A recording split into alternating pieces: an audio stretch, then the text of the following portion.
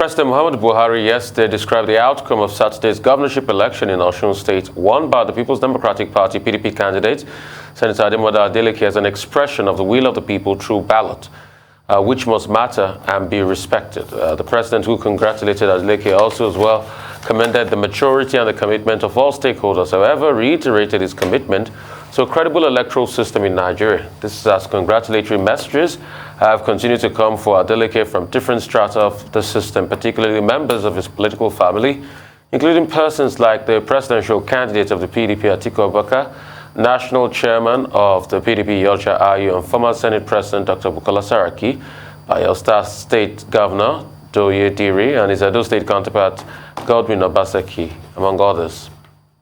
The PDP Governors Forum has also congratulated Senator Ademola Adeleke on his victory, a landmark victory as governor-elect of Osun State.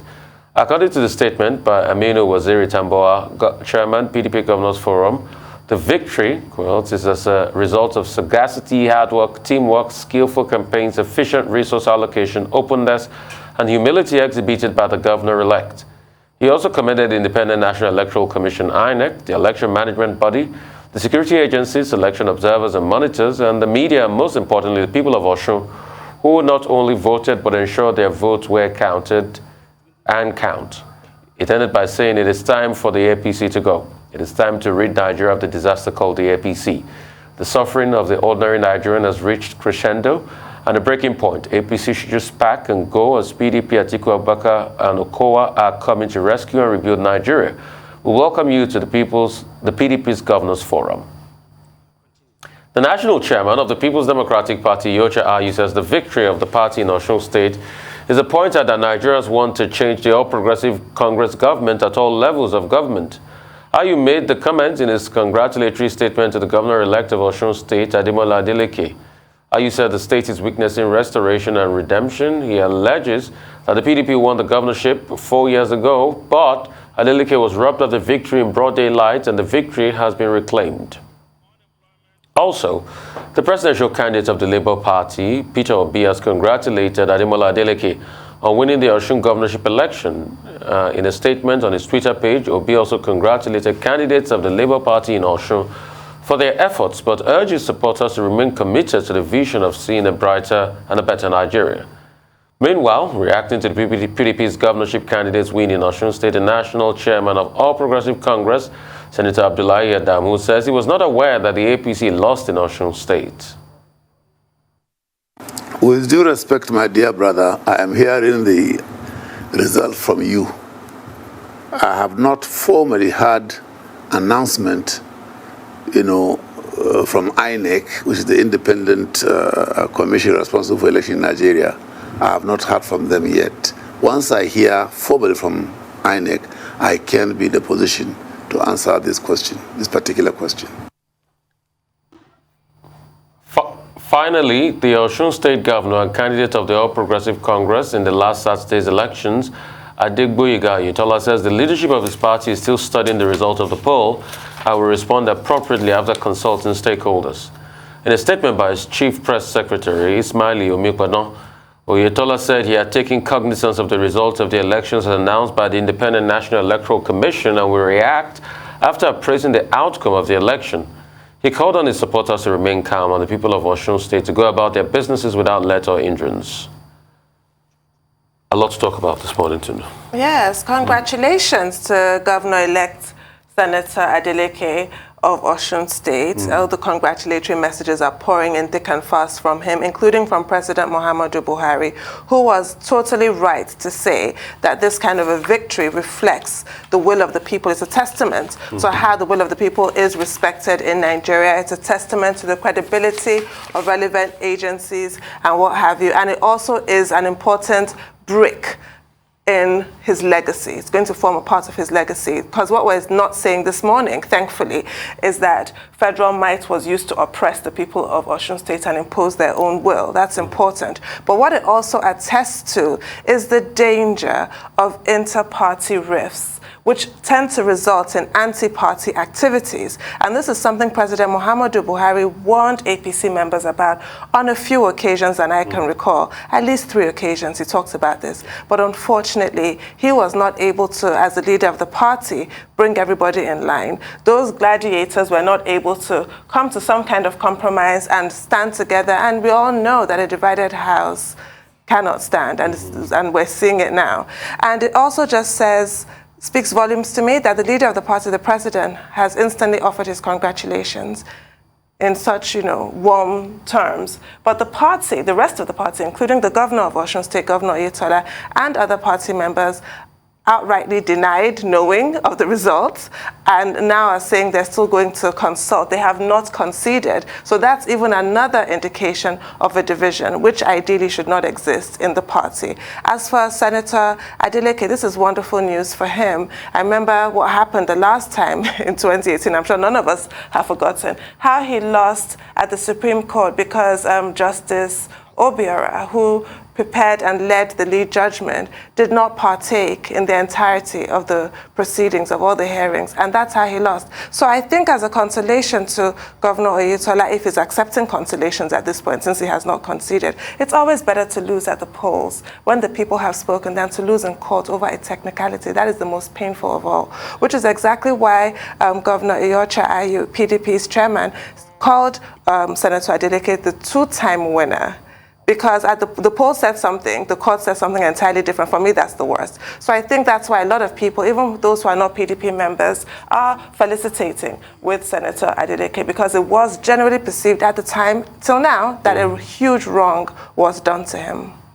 Dr. Abati? Okay, there are many sides to the Osun State just concluded gubernatorial election. Congratulations are in order to Senator Ademola Adeleke, who contested in 2018 and lost to the incumbent after the runoff. There was a runoff in 2018, and he lost by a very narrow, surprising margin, because at the time, Governor Oyetola, as he then became, had the support of his predecessor in office, former Governor Rauf Aregbesola, now Minister of the Interior, and also the support of Asiwaju Bola Ahmed Tinubu, former governor of Lagos State, working together in concert. And at the time, there was some division also within the PDP. But what has been proven here is that, yes, although the APC won in 2018 out of that convoluted process, that the PDP has never really been far away in the consciousness of the people, not just in Osun State, but also in the whole of the Southwest. And that drama was played out yesterday, over the weekend, in that election. So in a sense, Senator Adeleke has every reason to feel vindicated that he had been, a possible choice of the people. And this time around, he has won with less than 30,000 votes. So at that level, you could say his victory well-deserved, even if the APC is saying we're studying the outcome of the polls and we're likely to test the results.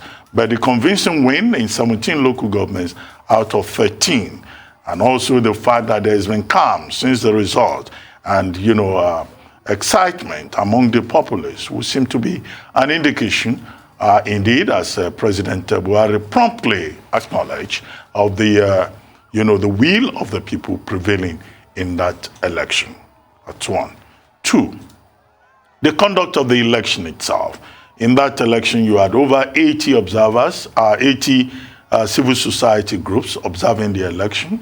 You had over 7,000 individuals on the ground observing before, during, and I guess they will continue to monitor even after the election. And in the preliminary report issued by NNPC and others from the Nigerian Civil Society Situation Room, they indicated that in terms of the conduct of the election, INEC deserves a pass mark. The problem that they had with the bimodal verification system in Ekiti State on June 18, this time around, that was not really a problem. So the accreditation was smooth.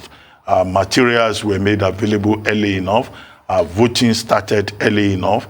And contrary to initial concerns about voter turnout was encouraging. Samson Itodo, on this Live the Sunday talk show yesterday, was saying that he will put voter turnout at about 56%. And Yaga Africa, which Samson Itodo leads, had been on the ground, monitoring the situation. Also, in terms of the performance of the security agencies, the Situation Room commended the security agencies for having discharged, themselves honorably. 21,000 policemen on the ground.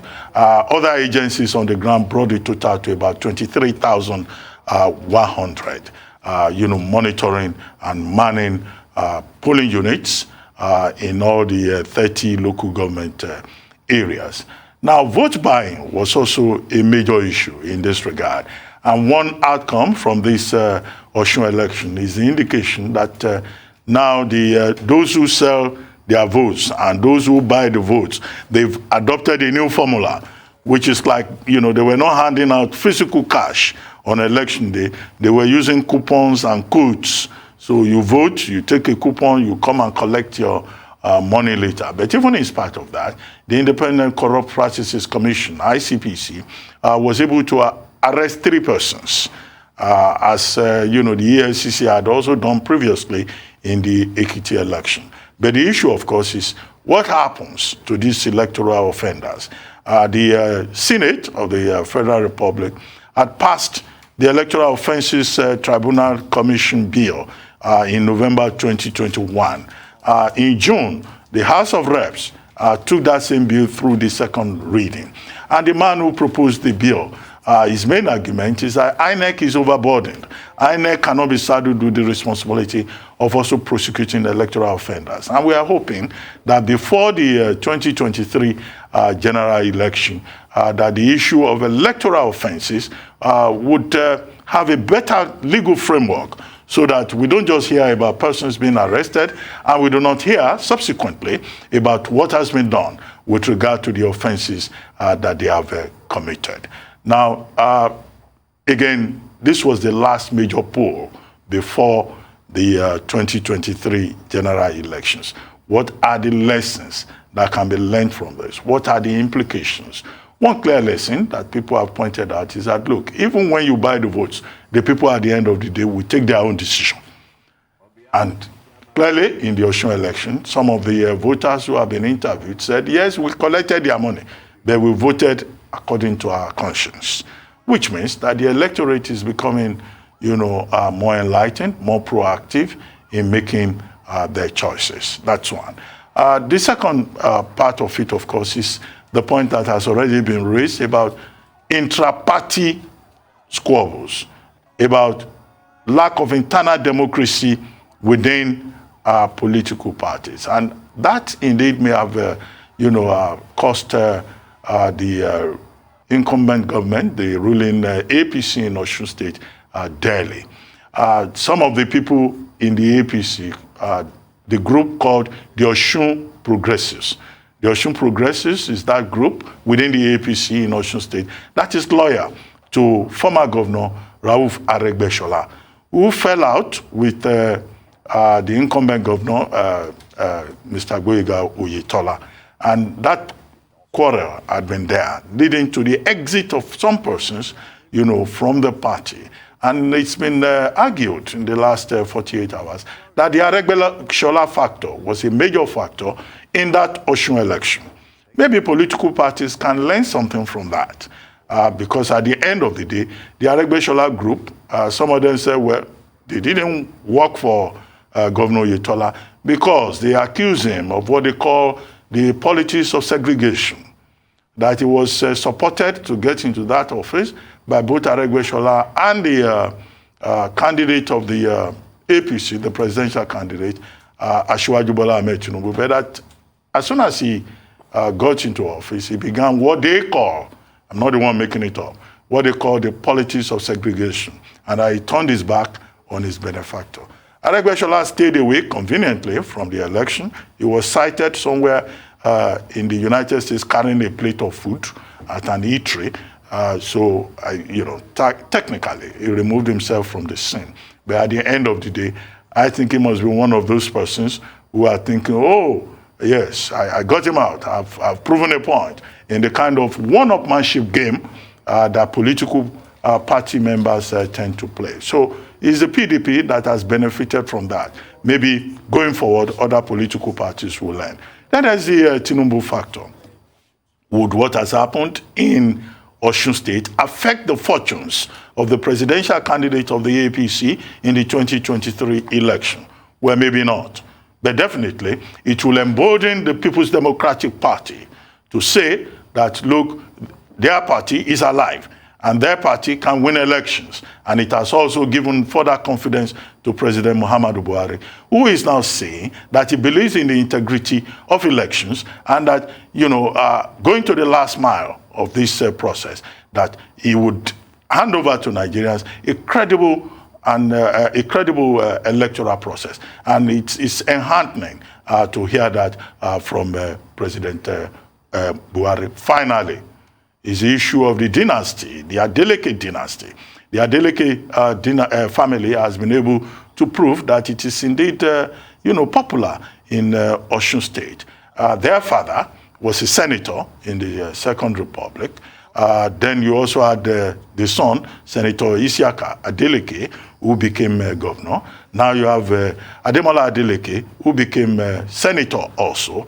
And now you have him, winning election as the governor in Osun State. So the Adeleke factor, seems to be the emergence or an emerging dynasty in Osun State politics. And then, of course, you also saw the role of entertainment in that. Davido versus Zazuse. These are young men. I don't want to dwell on them. Let's stay within the province of politics. Okay. Portable. Actually, that's his name, the Zazuse guy. Zazuse. Otize. Okay. Real quickly, because of time, concerning vote buying, it's quite defeatist, when they are now adopting methods of giving codes before, because you don't know who they're going to vote for. They can still take the money and vote for anybody they're going to vote for. But I think one thing this elections really taught us is the fact that the people, once they make a decision, they go for it. Obviously, somebody excited the people on this ballot, probably Adeleke, and you can see it in the voter turnout numbers. In the by-election cycle, this is the most well-attended, elections, where voters actually came out to vote. Out of 1.5 million PVCs, over 800,000 people, going up to 900,000 people voted. That's quite a very commendable number. People even struggled to vote in the Ekiti election, despite the massive vote buying and all of that, but people did come out to vote here. So somebody excited them. Secondly, internal fightings and internal wranglings killed the APC. What can they learn from that? It is obvious that politics is local. And what that shows is that for you to win an Elisha, and Aregbesola needs to be with you. And Aregbesola wasn't with the APC, so they struggled in Elisha. For you to win places like, Osogbo, and Aregbesola that have constantly won those areas like a stronghold need to be with you. And it was obvious. So one of the lessons I would posit from this is the fact that politics is actually very local. So you need people that can tip the balance for you in their locality. And people matter a great deal. You can't discountenance them. Most importantly, I think it's now harder to rig elections in Nigeria, and that's why a lot of people are resorting to vote buying. So kudos to the electoral law, President Muhammadu Buhari, and INEC here. Because apart from the vivas that authenticates who the voter is, and you get in there to vote, the fact that once elections are counted, definitely it is uploaded to the INEC server, and people can have plugins to get the numbers real time. I think that is something that really tipped the balance in this election. Because you cannot change things. Because elections in this country over the years have been mostly rigged in the space of coalition. It is during coalition people rig those elections. So now we have two methods. We've got an e-method, an electronic method where it goes to the INEC server, and the other fact now that you now have the manual method. So there are two results out there you can cross-check. One, the electronic one that has gone to the server, and it is constantly saved there, and it is open access. So you cannot manipulate the result. So kudos on that. But as regards the PDP trying to gloat in this victory, I would say the PDP should be careful. I would say this is more an Adeleke victory, not the PDP victory. Yes, the PDP brought the structure. Yes, it's part of the PDP. But Adeleke is loved by the people. And he was able to do his homework. And the people that turned up for him in 2018 turned up for him in this election. Can they be able to reproduce that? It will be incumbent on how strong their candidate is. And one thing also this election has also showed us is the fact that it's about the viability of the candidate. Who is the candidate on the ballot? And that's where a lot of people are making arguments. And another thing in this election, please. You know, we've been debating Muslim ticket for the whole week. Religion played another prominent role.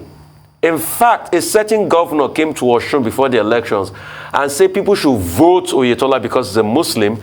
And if he doesn't win, then there will be no Muslim governor in the Southwest. A certain governor said that. So religion also played a very important role. So for all those that say religion don't matter, I'm sure they will look at this election and take learnings for it. The Nigerian Labour Congress says it's declaring a national day of protest on Wednesday. It says the protest is to get to university students back to school and support the academic staff union in fighting for quality education. In a letter signed by the president of the Congress, ASUU, it said the NLC has started mobilizing workers across the country to join the protest. The NLC has also accused the federal government of not negotiating in good faith to resolve the crisis in Nigeria's public universities. It's sad that we're still having this on and on and on. Schools are still on strike, protests are happening now. It's awful. This is month 5 of this strike. It's a complete disaster. Now, NLC has waded in and is upping the ante. And I just think, well, something has to be done. We cannot continue like this. And what is the current complaint now? That commission, the Professor Briggs Commission, Nimi Briggs Commission, that sat and were adjourned for, it was supposed to be 3 weeks, to now present a report. It's been more than 3 weeks. That committee sat in May and nothing has been heard. And Nigerian students are sitting at home. So the NLC is stepping in to apply pressure on the federal government to actually do as they promised to do. You've set up this committee, also involving the chief of staff of the president, Professor Gambari, such a high-powered committee, but then let them act. They must act. And then that 2009 agreement, according to the NLC, has to be jettisoned now because obviously all the parameters have completely changed. The Naira has fallen so far in its value. All of that has to be looked at. And they're also trying to compel the federal government to pay striking university workers. The current policy of no work, no pay is just not working. People cannot afford to put meals on the table right now. So the NLC has come in now and they're having this 2-day strike, trying to force the government's hand, the federal government's hand. And they've also had calls, the federal government. So recently on this very network, we had the Minister of Labour, Dr. Christine Gige, saying that medical lecturers at Usman Danfodio University have returned to work, seeing as the strike is not working. I think that was supposed to send a message to others and hopefully reverberate and have everybody go back to work. But those people have come out to deny that and accuse him, the minister, of misleading Nigerians. So it's very clear that each party is really entrenched in their position. So maybe this labor strike will help move the needle. Something has to, because Nigerian students must go back to school. 5 months, it is ridiculous. Even 2 weeks is too long. Yeah. 5 months and counting. Well, the universities have been, shut down as a result of the strike by the Academic Staff Union of Universities since February. Now, on June 30, the Nigerian Labour Congress met and said it was going to act in solidarity with the Academic Staff Union of Universities. On July 15, the same NLC issued a statement saying that it will go on strike for 2 days, July 26 and July 27, to force the government to act on the Nimi Briggs Committee report, which is recommending salary raise for university lecturers between 107 and 109% wage increase. Now, the position of government, as articulated by the Minister of Labour and Employment, Dr. Christine Gige, is that government cannot afford that, because if you calculate it in real terms, that will amount to about 1.1 trillion naira. And where will government get that from? And his standard excuse is that there is war in Ukraine, there is a crisis in the world. And the university teachers are saying, a laborer deserves his wages. You cannot say because of war in Ukraine, you will not pay revitalization fund, you will not pay salaries or research due research allowances. So then there is the unresolved matter of the 2009 agreement, renegotiated 2013 to 2014, and since last year, renegotiation has continued on the various issues: UTAS, IPs, GIMFIS, revitalization fund, rationalization of state universities and all of that, and conditions of service generally within the university. The major point here is that labor, organized labor, is saying that government must respect the principle of collective bargaining, which is a right of university workers under the International Labor Union Organization regulations and protocols. They are also saying that, look, our children, Nigerian students staying at home, is counterproductive. And that, of course, is a no-brainer. It's a no-brainer to the extent that for a country to develop, for it to be able to produce a generation that can compete and provide for the country a strong future, then you will need people who have skills in a world that has become increasingly competitive. University students, sitting at home for 5 months, for 6 months, for 1 year, by the time they finish the program of study, they will be effectively half-baked students. Because what universities do is to rush the students. Sometimes 2 semesters are just packed into 1 semester. Many of these students who are busy dancing around and who are distracted, what would they remember? So it's a country that loses at the end of the day. So the government must talk to the organized labor, because if organized labor goes on strike 26, 27 days, if you calculate that in economic terms, that's also a major loss to Nigeria. 2 days of a strike by organized labor. In addition to all the woes that we face in Nigeria, you only be compounding the national jeremiad. So 2 things, an addendum to earlier analysis on Osun. Also, I'd like to say a big shout out to the civil society for pushing for the electoral laws. And the governor that did say that people should vote Oyetola because he's a Muslim is Governor Ganduje of Kano. When a government doesn't have priority for education, strikes becomes the order of the day by the educational sector. When a government doesn't have priority for the future generation, they will sit at home for so long that they will forget that they need to be in school. When a government doesn't have priority, the government will do other things at the expense of the future generation and not catering for members of staff, the teaching staff in the school, and people that help move the educational sector forward. What has happened over the years is that the Nigerian government has lost, that need to prioritize the educational sector. They don't see it as a priority any longer.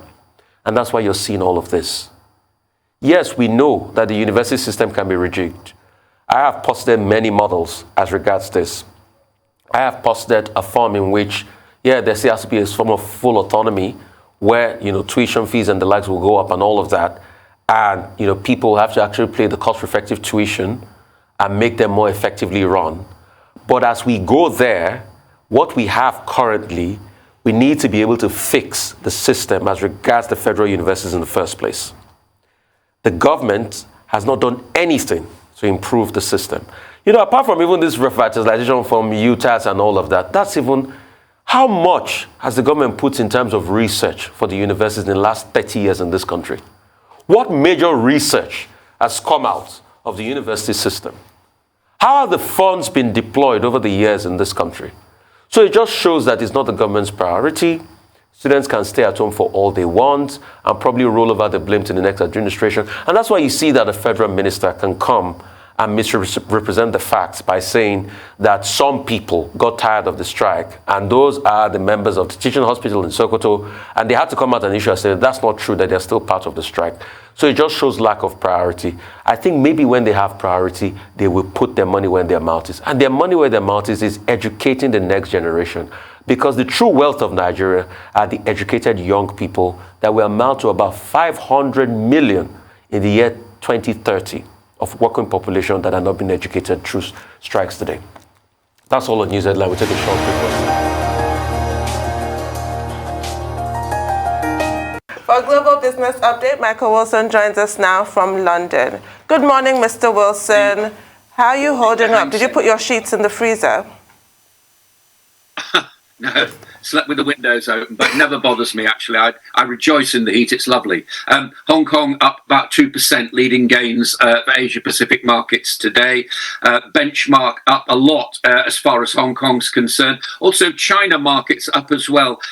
The Chinese are saying, and I should touch upon New Zealand inflation as well. It's at a 20-year high. And what they're doing, I wish they'd do it here, is to cut the fuel duty excise tax on fuel to help struggling families in New Zealand. China is helping its economy. Nobody's really buying the story yet about a proposed mortgage strike on people who are unable to get unfinished buildings from Evergrande. I think it's actually happening. And hey-ho, the Chinese authorities apparently be putting some money into the property market. I think that's an indication that it is happening and that they are concerned about it. As far as US stock futures are concerned, after last week's up very, very slightly, a very, very busy week this week in terms of reporting. Of course, there are recession fears front and centre, but Bank of America, Goldman Sachs, Charles Schwab are up, plus a load of others actually reporting this week. Johnson & Johnson, Netflix, Lockheed Martin, Tesla, United Airlines, Union Pacific, to name but a few. So a big week for results, and those are the things really which show whether or not or what kind of economy the world is facing right now. Even though it's in the United States, it is the world's largest economy. Inflation will be tamed next year. This is according to the IMF. Not necessarily, though, in a good way. I think they've got their wires slightly crossed here. What they're saying is they think it will be tamed, but it'll be recession rather than cost of living that will cause it. The cost of living will actually come down. I don't see how those two are actually different, but the IMF does. G20 meeting, we talked about that briefly on Friday. Was there any consensus there? Well, about inflation, well, you know, good for them. I think we all know that, don't we? Do we need G20 to tell us that? They've agreed to tackle inflation and calibrate monetary policies to rein in soaring prices. Here's another statement of the obvious as well. Putting a price cap on Russian oil won't necessarily alter supply issues. That's according to the Indonesian finance minister, Sri Mulyani. She was talking over the weekend, and that was a day after Janet Yellen in the United States was saying that caps on oil prices are a powerful weapon. I don't think they are, because the oil market, everybody knows, is leaky. Now, you were talking about taxes being cut in the UK. According to the IMF, tax cuts would be misguided right now because they might add to inflation. I think the jury's out on that, quite honestly. You either take one view or the other. Do you think it will add to inflation, or will there be a lack of demand pull on prices which will bring them down, and will also lower taxes make the economy work better? Jury's always out on that kind of question, really. Depends. The UK Bank of England, now, Big Bang 2. Big Bang 1 happened in 1987, an enormous shift in the balance of the City of London and what happened there, bringing in computers, no open outcry dealing and all the rest of it. Want Big Bang 2 after Brexit. The Bank of England, the government wants it, and it doesn't really matter what happens to the debate. It's actually there, and there is going to be a finance bill on Wednesday. Whether that takes a little bit of time to get through, probably will. But the IMF is saying don't do it right now. As you were talking about the leadership election, the Boris Johnson allies have been picking on Rishi Sunak. They're saying that he's gone soft on post-Brexit trade, especially with Northern Ireland. It seems to be at the moment between Rishi Sunak and Liz Truss. But things will change, votes will change, another whittling down today and then a result on September the 5th. Much more importantly, I think, is that UK Amazon, the UK's Amazon part is taking on the supermarkets in a price war. I think given their reach and given what we were talking about becoming one of the 10th, but one of the big 10 private companies in the UK, I think that actually counts for a lot. Starbucks is wondering whether or not to sell its UK businesses or to alter the franchise deals, obviously noting a consumer slowdown and overpricing and all the rest of it, increased competition. And you mentioned sleeping in frozen sheets. Well, one UK union is talking for a heat limit law in workplaces. They're saying that forecasters are predicting a record high of 41 degrees centigrade today. Again, nothing to what you're used to, of course. And workers are saying here, or at least the unions are saying, anything above 25 degrees centigrade is too hot to work. I think they should get a life, really. Oil's slightly higher as a result of coming back and maybe people buying on the dip, but relatively still about $100 a barrel. It's getting resistance at 102 is Brent. And this week coming up, enormously important as far as inflation is concerned. We're going to hear about the European Central Bank. We'll also get inflation numbers from the UK. So all in all, it's going to be extremely busy with lots to talk about. That's your global view. Well, thank you, Mr. Wilson. It doesn't look like we have plenty of time, but I was going to ask you about the Financial Services Bill, which the Chancellor Sadawi is to present on Wednesday in the Mansion's House speech. What are the details that is likely to come up with? Because there seems to be some kind of rift between the Bank of England, Bailey, and also the government. Government says, deregulation of the City of London will help investment. Bank of England is saying that it will just increase risks. Who is right? Who is wrong?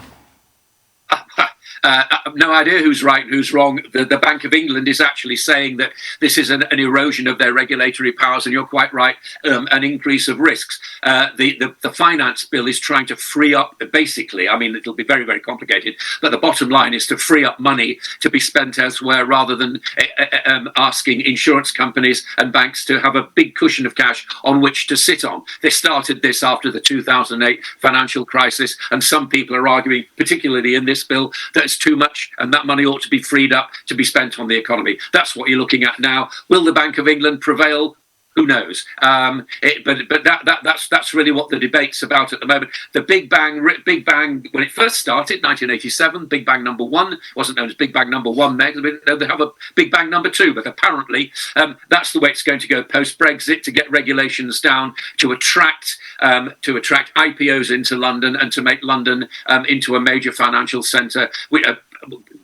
No surprise it's lost ground to the United States and to a certain extent, as far as equities are concerned, to Europe over post-Brexit. Well, thank you for your time, Mr. Wilson. We'll take a short break now. When we return, we'll be talking to Rotus Ejiri about African business updates. Please stay with us.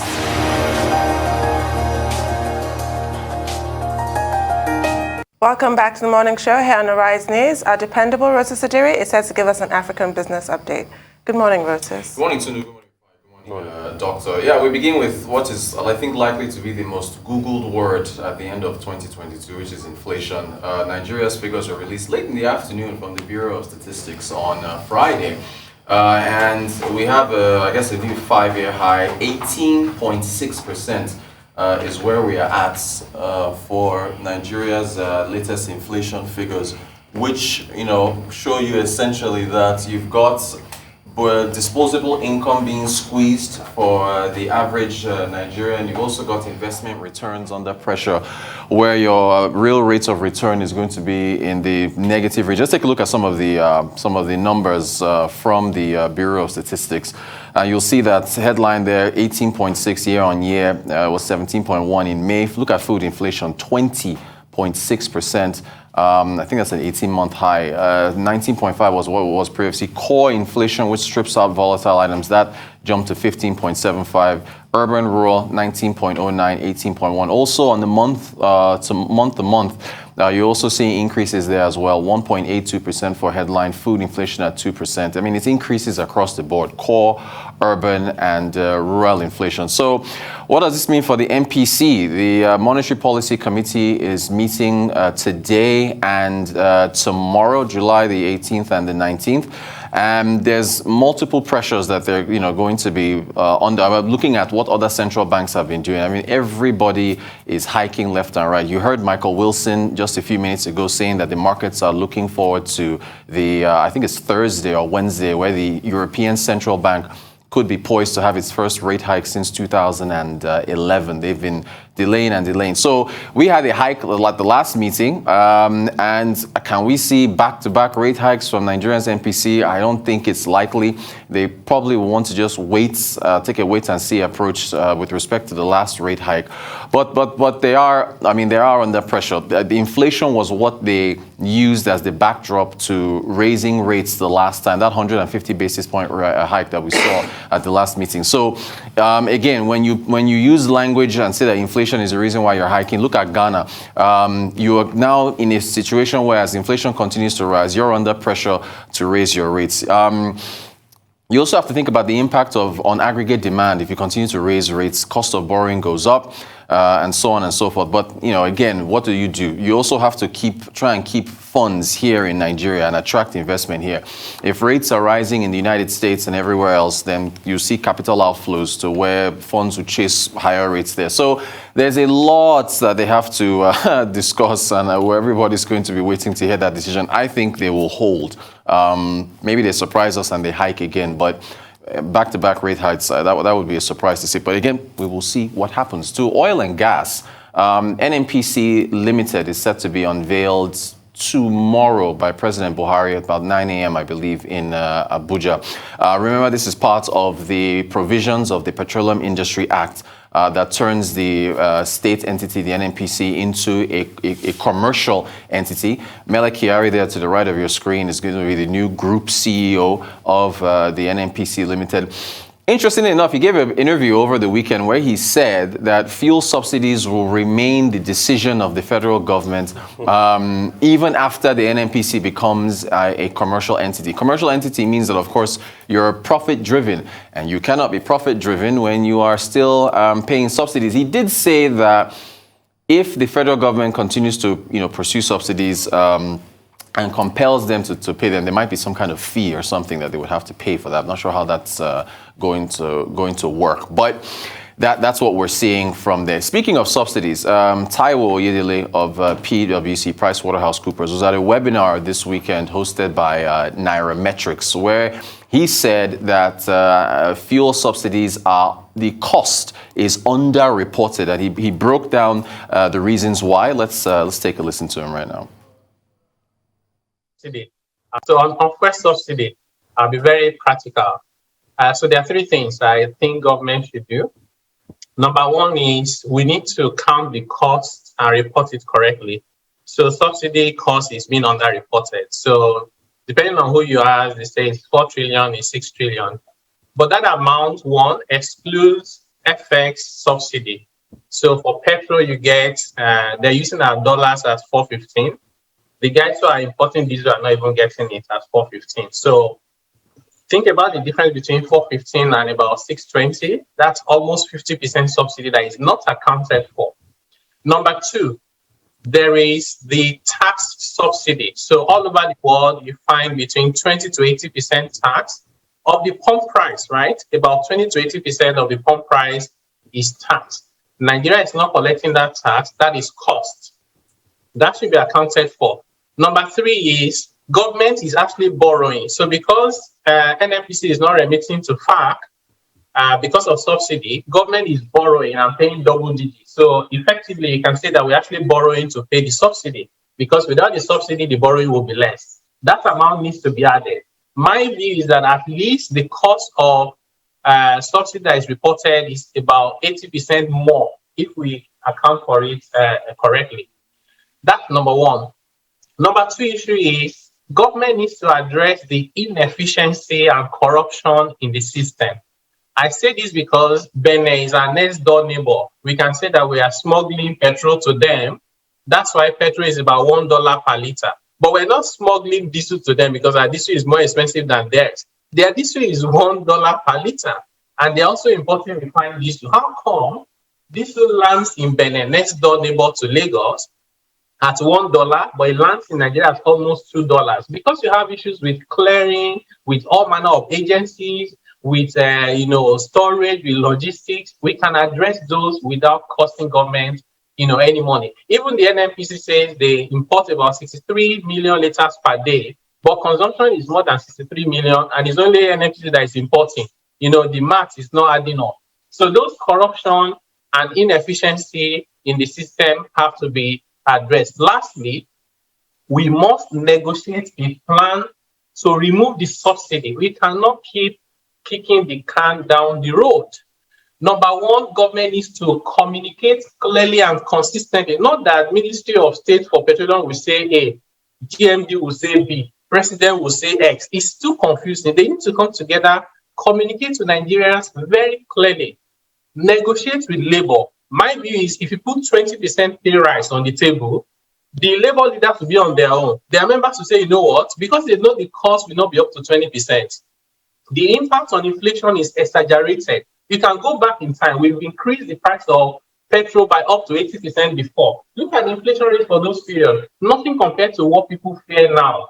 And then you need to think about that removal has to be done in a phased manner, because every time we want to remove subsidy, it comes with scarcity. That scarcity is actually a bigger problem than the removal itself. If you face it in a smart way, then you address some of those problems. And I've said before, what if you just increase the price of petrol 1 naira per day until you get to the market price and you eliminate it? So that 1 naira per day is not enough for anybody to hold it, right? And it's not enough for them to double the price of fares from Aja to anywhere, for example. And finally, you need to ensure that overall, you are sincere in your communication with the Nigerian people. We cannot afford Sri Lanka's situation. This was how they started. And then they got to a point where they didn't even have fuel at all. They only had enough to last one day. I pray that will not happen, but we need more than prayer. We need to take practical steps, and urgently so. Finally, in Ghana, they are implementing a 15% cost of living allowance for government workers. It's going to be 15% of the base pay for public sector workers in Ghana. As you know, there was a protest over cost of living. That is the question. How will they pay for it? So you're already talking to the IMF now for more money, but things are really tight there. The inflation is almost 30% in Ghana. At least that's the official rate. So it's tight all around the African continent. I just ask you, there's how they pay for it, practicalities. There's all those economic theories about wage price spiral, but the reality of people just not being able to eat is also a huge factor to consider. So this is why the Ghanaian government is doing what they're doing. This is why governments all over the world are going to have to do what they're doing. So theory is all very well and good in theory, but you're dealing with lives, you're dealing with people. You do have to recognize the fact that there is an economic crisis and you have to address it. Indeed. Has to be done. Ghana found itself in a very difficult situation, whereby with inflation at 29% range, workers have been going on strike or threatening to go on strike, which prompted the campaign and approach to the IMF in the first place.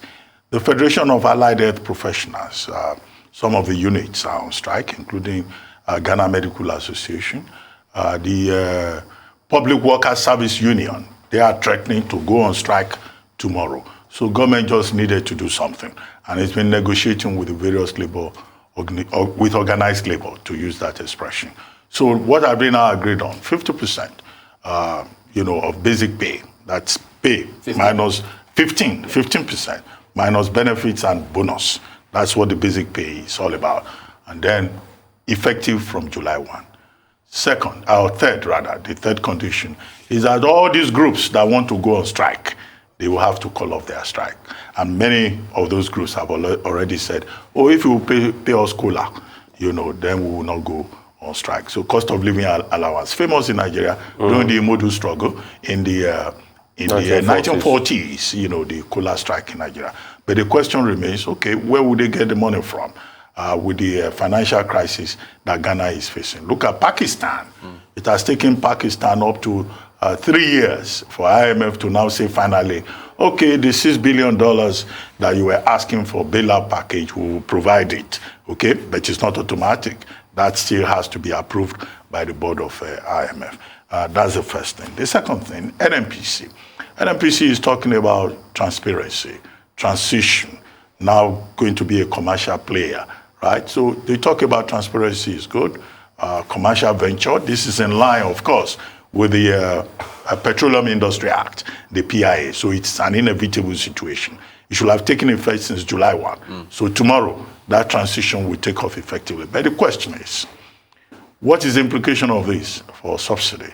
What is the implication of this for what NNPC provides at the end of the month into the federal allocation pause? Will that still come? Because before now, NNPC used to talk about under recovery, making it difficult for it to put money into the federal pause. What will happen hereafter? Because if NNPC doesn't put money into the federal pause again, and NNPC say we're a commercial venture, we're going to issue IPOs, we're committed to our shareholders, and then where does that leave all these states, that are not even viable? So I think it will be shrouded in a lot of uncertainty, and I think it has already started. You are becoming a private company, as it were, and you're still saying government will make sole determination of the price of petrol. Right. We're not ready in this country. And like the tax leader in PwC said, I just pray we don't become a Sri Lanka. But tell you what, we are dancing on our way to become a Sri Lanka, and we are dancing boldly. Yeah, we are dancing boldly on this because what happened to Sri Lanka? Fiscal indiscipline. That's just the way. And I'm happy people are saying it. And I'd like to hear the government reaction to it. Because I've always said it, that subsidy is more than that. Because the secrecy at which it's shrouded is terrible. Because if you remember, at first they said the subsidy was going to drop 3 trillion. All of a sudden, the number rose to 5 trillion. So I knew that the numbers, there was something they were not telling us about those numbers. And it's obvious. And the painful part is that we are borrowing to pay it. Exactly. So if you say 80% of it, according to what he says, so that means subsidy is taking about 10 trillion. Imagine. For a budget of 17 trillion that's this year. Yeah. So you can see how we are deliberately running the country aground because people want to win elections. The way forward is, we have to pull out this subsidy one way or the other. Yeah. Because you see, I'm writing a book currently. Really? Yeah, it should be out soon. On subsidies? No, Nigeria generally. Oh, okay. And from my research, I discovered that year-on-year governmental spending since 2003 has dropped till around 40,000 to 30,000 naira in Nigeria. Wow. So sum total of what government spends from the budget on an average in Nigeria is less than 40,000 naira. Wow. And it keeps dropping since 2003. So when you even look at the government revenue, how does it affect the prospects of people? Look at primary healthcare centers, everything is down. Look at even when government issues have budgets. They are not met completely. Corruption still takes out of this money. Yeah, deplorable healthcare sector in the world. That's why you see that private hospitals are thriving. Look, the vice president was sick. He had an operation. Over the weekend. He had to do it in a private hospital. It's an indictment. Kudos that we did it in Nigeria. I'm happy about that. But it's an indictment on the healthcare sector in this country. Public healthcare sector. But I'm happy that the private hospital did it and it was successful, but it's an indictment. The name of the hospital is Duchess International. But it's an indictment on the public healthcare sector that year on year budgetary allocation keep coming out for, but nothing can be done because of things like subsidy. So we are not learning. We are lying to ourselves. It's just like the situation of a rat. You know how a rat behaves. It's eating your leg, but it's blowing you. I don't know how that behaves. It's eating your leg. Before you go, the Monetary Policy Committee meeting. Yes. What do you expect? You are saying they are likely to hold. Yeah. Now, the explanation for that is that people are saying when they raised, the MPR by 150 basis points in May, that we have not seen the effect yet. Right. And that, there's been no penetration within the economy. So that's the justification to say, let's take a whole steady approach, right? Commodities. But with inflation at 18.86 from 17.75% in May, and with the dollar surging, with the naira depreciating, does it not make sense? To hike. So if they want to hike, what would you recommend? Minimum of 50 basis points? Another, maybe 100. Okay. Maybe another 100. So my argument, Ruth, is I don't believe they should hike. Because look at what causes our inflation. It's not like what caused inflation in America where the economy is overheating. You know that there's so much money, so much liquidity and all of that. So much money is chasing parameters of the economy. In Nigeria, it's different.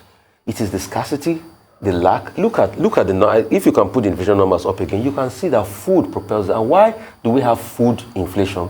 Because from the farms, we can't get food to the centers. Yeah. Because of insecurity, we are not producing enough.